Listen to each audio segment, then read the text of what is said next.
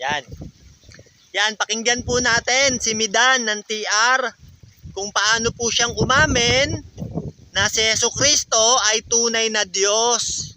Yan, tong INC na The Revealers na si Midan, umamin na ang Panginoong Jesus ay Diyos. Yan, panoorin po natin mga kapatid.